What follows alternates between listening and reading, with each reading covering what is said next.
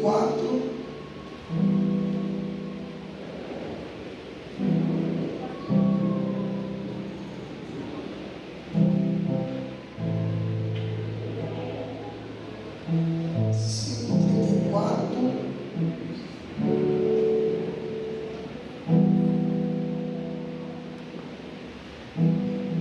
Amém? 34 diz assim: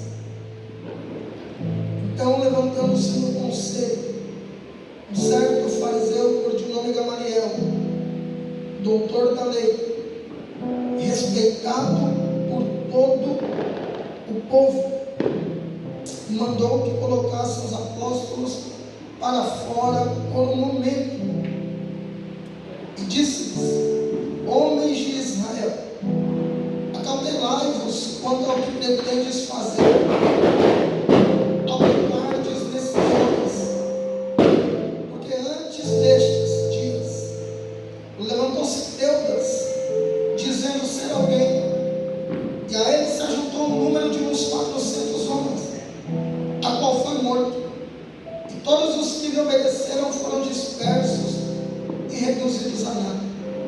Depois deste homem levantou-se Judas da Galileia nos dias do censo e atraiu muitas pessoas após ele. Este também pereceu, e todos os que lhe obedeceram foram dispersos.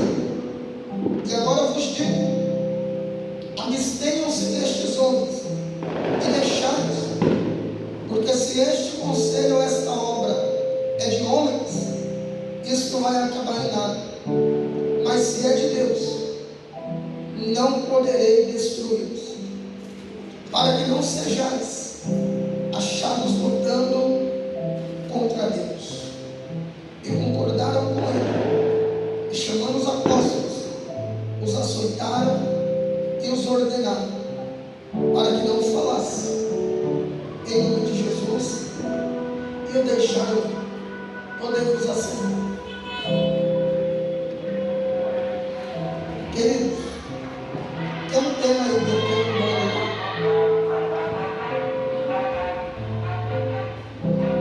A Bíblia vai dizer que a igreja de Cristo agora vai ser perseguida após a morte e ressurreição de Cristo. Cadê o Marcelo? E vai passar por grandes turbulências. A ordem de Jesus era que os 12 ficassem em Jerusalém até que do alto fossem revestidos de poder. E agora Jesus então ressuscita dos mortos, passa 40 dias com os 12 e depois volta aos céus.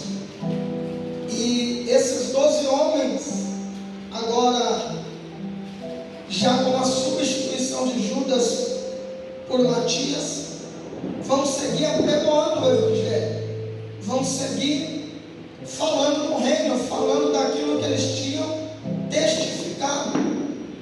E a igreja de Jesus vai crescer de uma maneira extraordinária, pois aqueles homens falavam com poder e autoridade, e quem ouvia não conseguia resistir. E aqueles homens tinham tanta virtude de Deus, que a palavra deles tinha efeito, e eles falavam coisas que não eram de conhecimento humano. E quem ouvia entendia que aqueles homens não estavam falando de coisas comuns, estavam falando de coisas sobrenaturais, e eram impelidos pelo poder de Deus a querer conhecer esse Deus. É bem verdade que esses 12 homens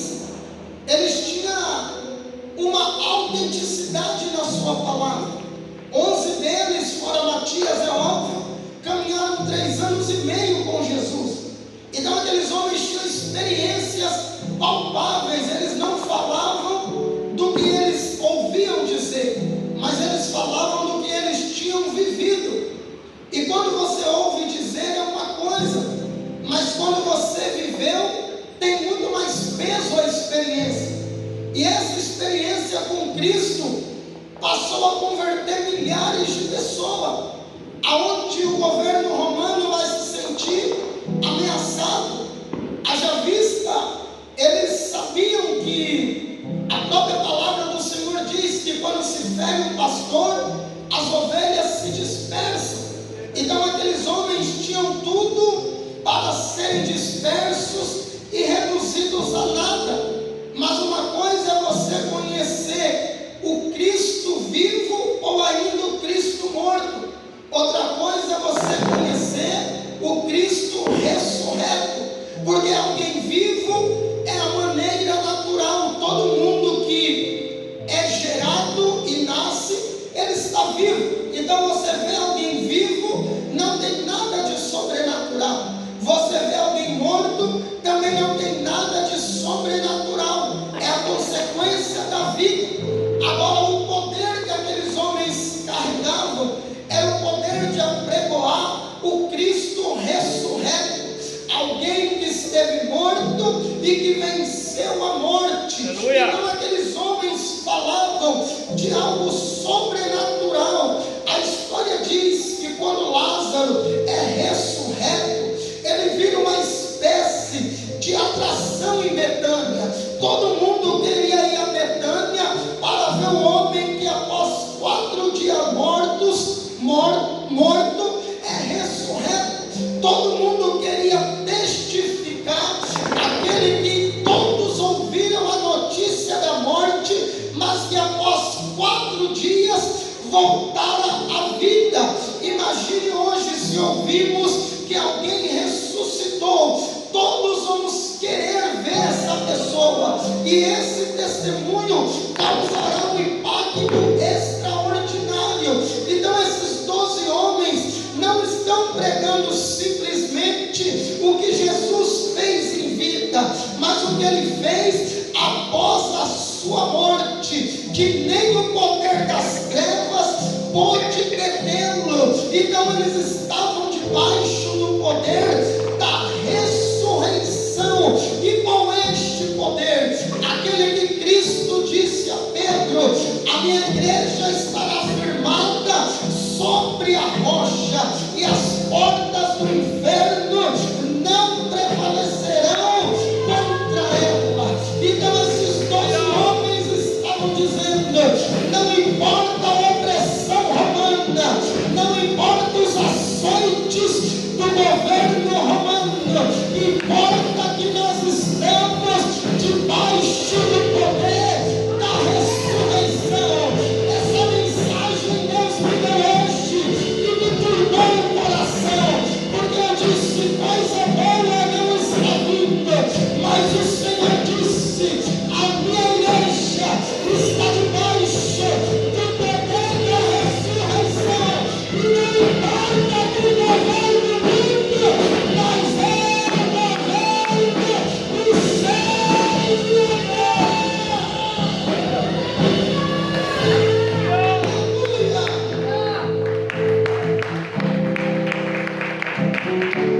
Esses homens tinham poder nas suas palavras, a ponto de uma pregação de Pedro converter 3.000 almas. Qual o apelo que esses homens tinham? Qual o poder de persuasão? Qual a teologia?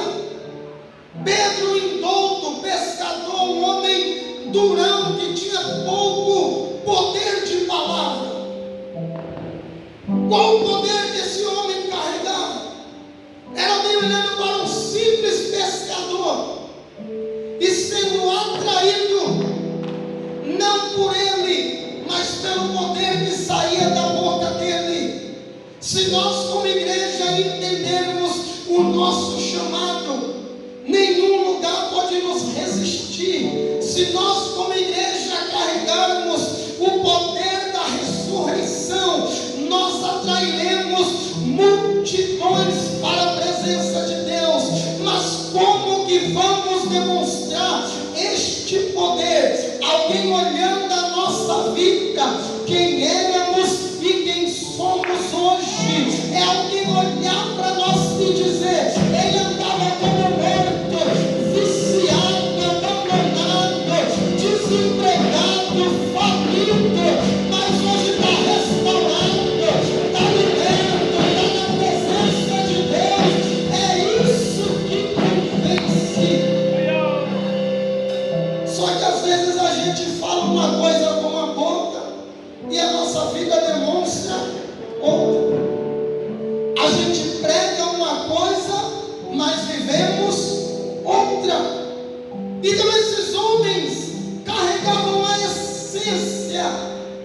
porque eles aprenderam a se desprender, eles aprenderam a não estar pegando a sua reputação. E muitas das vezes nós não queremos nos expor pelo nome de Deus, nós queremos manter as nossas reputação, queremos ser neutro para ser aceito na sociedade, para ser aceito na família, para ser aceito na vizinhança. Ocultamos Deus para nos fazer aceito na sociedade, mas a Bíblia diz que aquele que se faz amigo do mundo é inimigo de Deus. Alguém tem que olhar para nós e dizer: ele não é bem-vindo aqui, ele é xarope demais, tudo dele é fala de Deus, ele é careta, é melhor ser careta para o mundo e aceito no céu do que rejeitado no céu e aceito pelo mundo. Meu Deus! Então, qual a nossa dificuldade? É porque talvez temos muito a nos apegar. Talvez olhamos para a nossa condição e nos orgulhamos demais dela. Eu tenho um nome a zelar. Eu tenho um bom cargo na minha empresa. Eu tenho um bom convívio social. E o que será disso naquele grande dia? E o que será quando Deus nos pedir conta? A Bíblia diz que Deus deu 5 talentos a um homem, 2 a outro e 1 a outro. O que ganhou 5 e o que ganhou 2 trabalharam. E falaram assim: olha, o nosso Senhor, ele pede conta até do que não deu, imagine do que deu. Só que um ganhou 1 talento e enterrou. Talento enterrado. Uma coisa é semente, outra coisa é talento. Semente se enterra, talento se desenvolve para o crescimento do reino. E aí a Bíblia diz que aquele Senhor chegou, tomou o único talento e lançou o servo nas trevas. Isso é uma parábola de salvação. Hoje decidimos os 4 anos do nosso país. Cada um vota em quem quer, mas para crente Deus vai pedir conta. Deus me ministrava à tarde e disse: eu vou pedir conta. E eu não entendia do quê? Do que Deus ia pedir conta. Deus. Qual a culpa? E agora eu vejo um país que tem 80% de cristão. Só os crentes elegeriam quem deveria. Mas alguns são crentes com princípios do mundo. Aí se corrompe por narrativas mundanas, enterra os talentos, joga fora oportunidades. Mas o que isso tem a ver, pastor? É porque a Bíblia está dizendo que 12 homens disseram: ainda que mate, eu não negarei os meus princípios. E eu estou pronto. Eu estou pronto. Porque quem era eu no mundo? Se eu tivesse morrido há 10 anos, meu Deus, na onde minha alma viveria eternamente? No inferno. E agora que eu sou salvo, eu vou me pegar minha casa, minha família. Qualquer coisa que eu pôr na frente de Deus, eu estou rejeitando a Ele. Minha esposa, meus filhos, é passageiro, a eternidade é lá em cima. Se eu me apegar ao que é passageiro, eu perco aquilo que é eterno. Mas se eu abrir a mão do que é passageiro, a eternidade leva o passageiro comigo. 12 homens impactaram o mundo. E agora Pedro vai ser preso.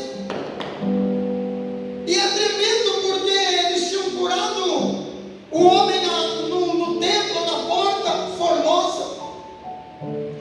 E eles vão ser presos a primeira vez, açoitados, soltos.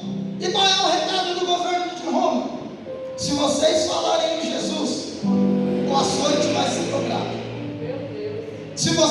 proclamarem esse Jesus, a pena vai ser dobrada. O que Pedro fez no outro dia? Foi se esconder? Não. De manhãzinha ele estava pregando. E aí ele vai ser interrogado, está no texto.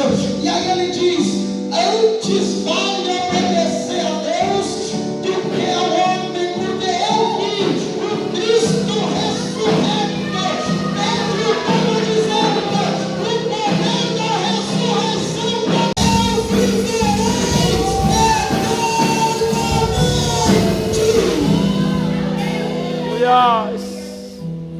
Ele estava convicto, ele sabia,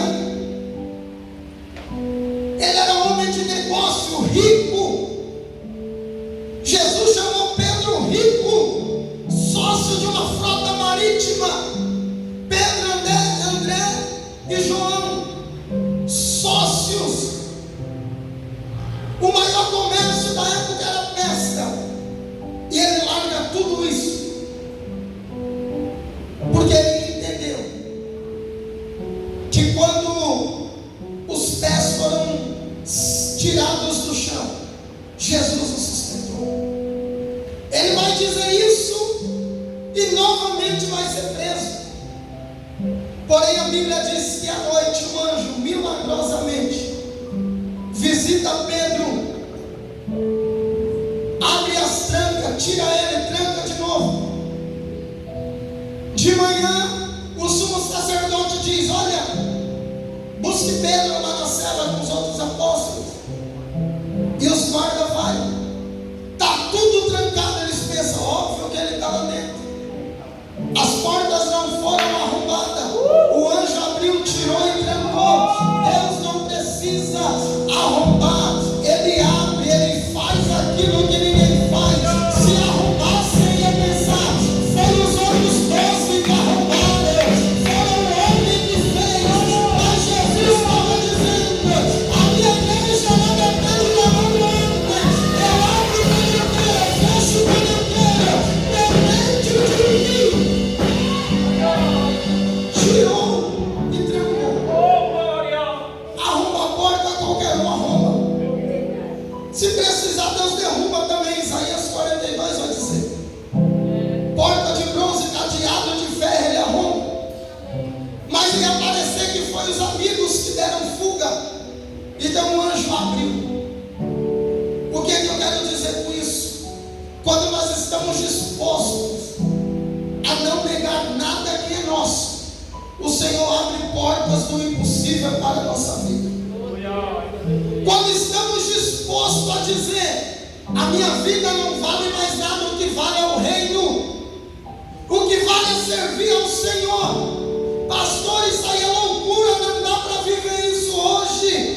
Cuidado, porque qualquer afliçãozinha tem gente se dobrando para não perder o seu conforto. Se no emprego alguém fala: ó, se tiver crente aqui, eu mando embora. É capaz de perguntar se é crente. Não, não sou não. Ah, não, não sou não. Esses crentes é chato. Com medo de perder aquilo que tem, nega aquilo que é maior que Jesus. Tem gente que não se declara cristão porque vai ser excluído da festa de família, vai ser excluído da rede social. E Pedro estava dizendo: não importa o quanto me açoitem, ao invés de eu reclamar, olha que mentalidade doida, só a igreja de Jesus que trabalha na contramão. Pedro vai dizer: eu agradeço por ser digno de sofrer pelo nome de Cristo, porque ele sabia que o castigo por Cristo era privilégio e ia gerar galardão nos céus. Ele sai. E aí vamos dizer ao sumo sacerdote: eles estão no templo de novo. Tipo assim, que cara teimoso. Só quem tem o poder da ressurreição vive isso. É tentando nos matar, tentando nos parar, e a gente prevalecendo. Aí Pedro vai ser interrogado, e o sinédrio, que é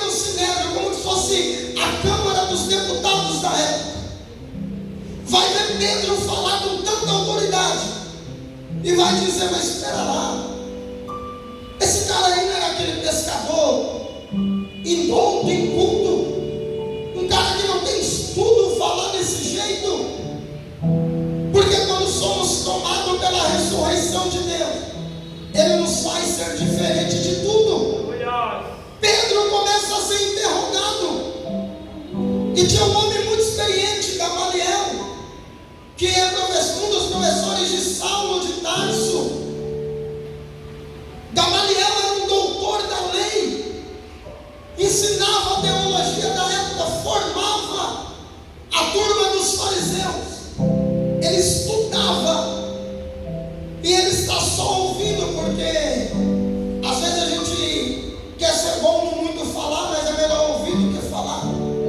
E ele está observando e vai dizer: olha, peça para ele sair que eu quero falar com você. Pedro vai ser tirado dali, e Gamaliel vai dizer: pera lá, porque há um tempo atrás aí se juntou um tal de Teudas, dizendo que era homem de Deus. Está no texto, ele diz que esse Teudas, ele se dizia ser alguma coisa, ele se colocou como um servo de Deus, e o texto diz que junto com esse homem Teudas se juntou uns 400 homens. Era bastante pessoa, era 4 vezes o que cabe nessas cadeiras. E esse Teudas começou a pregar o Evangelho, ele começou a pregar a sua filosofia e entendimento. Ele era o líder de uma nova geração, porém com a perseguição romana ele foi morto. E como ele não era servo de verdade do Deus Altíssimo, ele não tinha o poder da ressurreição. E com a morte dele, os seus seguidores se dispersaram, porque se ele não tinha o poder da ressurreição, morreu, acabou. Então aqueles homens falaram: esse cara, ele não tem Deus, porque se ele tivesse, o legado dele faria os 400 continuarem. Olha o que Deus está nos conduzindo. Jesus tinha só 12. Quando Jesus tinha? Teudas tinha 400. Meu Deus. Dá no mínimo 30 vezes mais, dá 360. Perto dos 12 de Jesus, Teudas era um grande profeta. Jesus só andou com 12, com Teudas tinha 400. Porém, quando ele é morto, os 400 que não estavam firmados em Cristo, estavam firmados em interesses pessoais. Esses 400 que estavam com Teudas estavam firmados em interesses que ali, quem sabe, eles teriam benefícios.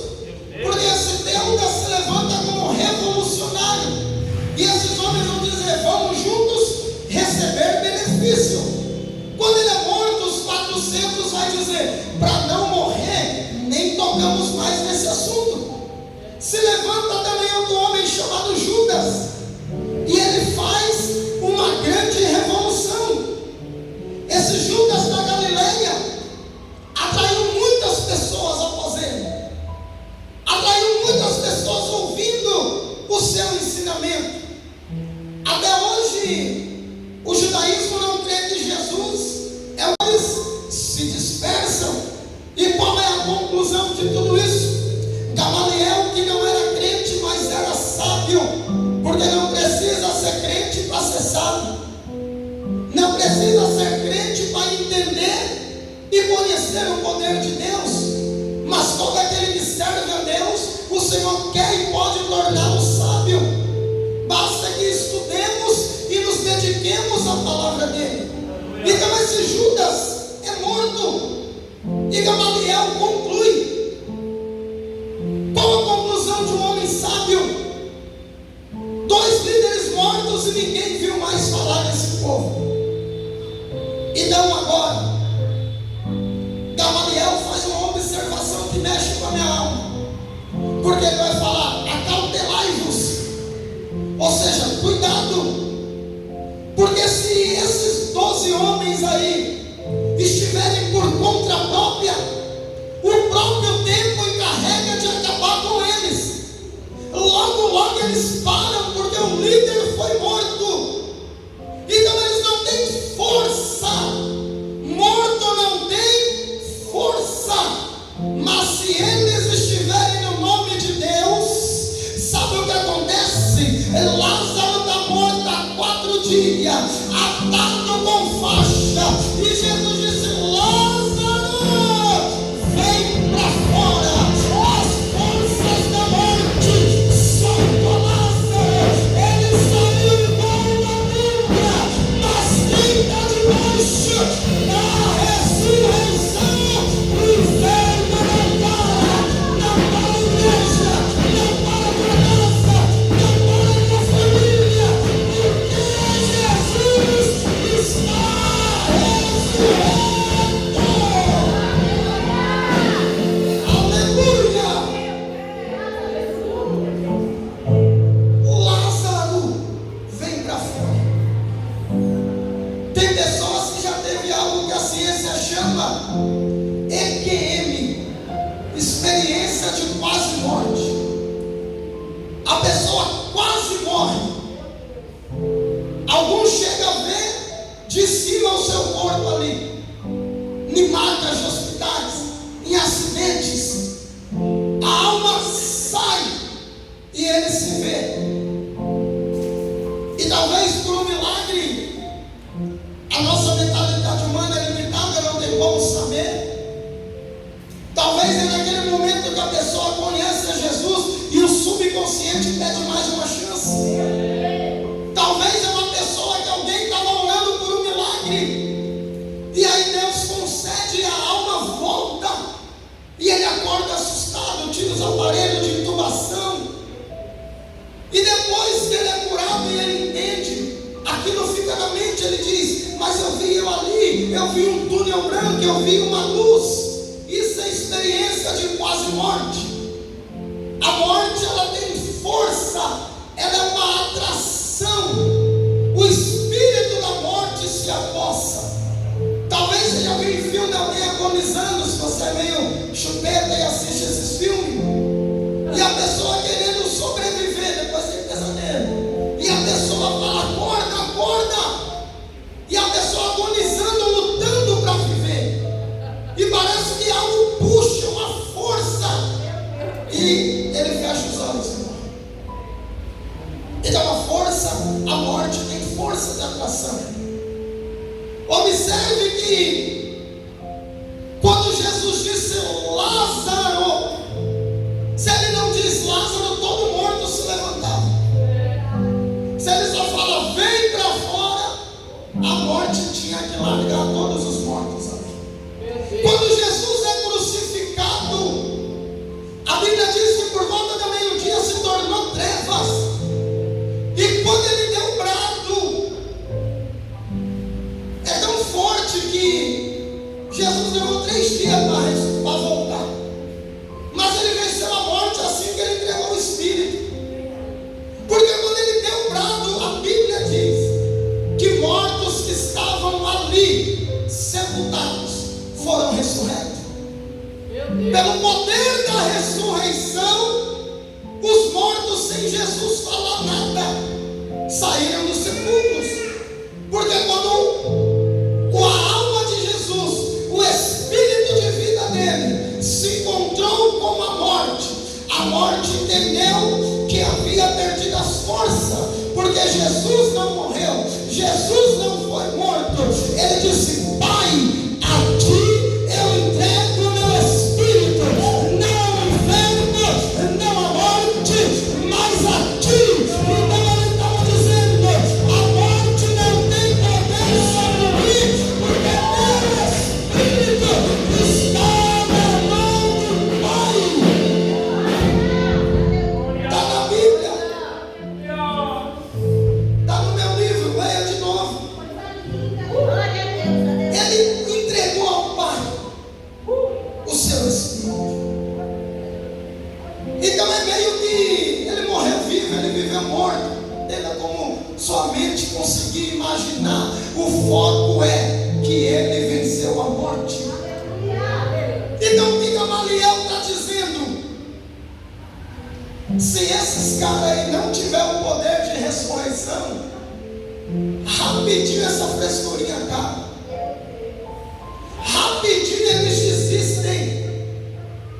Agora o conselho mais sábio. É por isso que alguém sábio livra muitas pessoas de consequências desastrosas. Porque ele vai dizer: agora, se essa obra for de Deus. Ele era fariseu. Ele não cria em Jesus como Messias, mas ele sabia que existe um Deus. É o Hashem, como vai dizer no idioma hebraico, ou o eterno, bendito seja, que nem o nome de Deus eles pronunciam, mas na tradução vai dar isso. Então ele está dizendo: se essa obra for do eterno, bendito seja, vocês até se levantarão, até lutarão, mas não prevalecerão. Ninguém prevalece contra a igreja de Cristo. Pelejarão contra ti, mas não prevalecerão contra ti. Aí aqueles homens vão escutar. Era-se de costume, por educação, o mais velho ser o mais sábio. E o próprio apóstolo Paulo depois vai dizer que foi instruído por Gamaliel, que era uma referência dentro do judaísmo.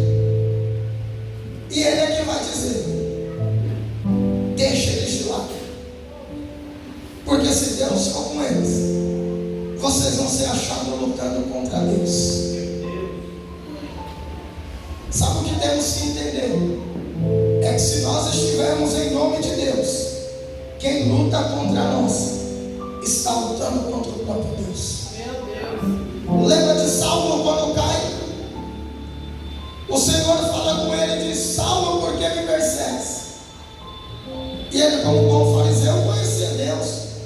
Ele estava perseguindo quem propagava Jesus. E ele vai dizer: quando eu te persegui, Senhor? E Deus vai dizer: quando você tocou em um desses pequeninos, você tocou em mim. Então o que entendemos com isso? O poder da ressurreição está sobre a igreja de Cristo, e nada pode matá-la, porque ela já venceu a morte e foi vitoriosa. É vitoriosa. Não adianta temermos circunstância. Pastor, mas nós estamos na terra como todos, mas não somos da terra. Se chegar o tempo, toca a trombeta, Jesus nos arrebata e o mundo fica padecendo porque não ouviu. Mas ai daquele que se levanta contra a menina dos olhos de Deus. O poder da ressurreição está sobre nós. Se coloque de pé e aplauda o Senhor.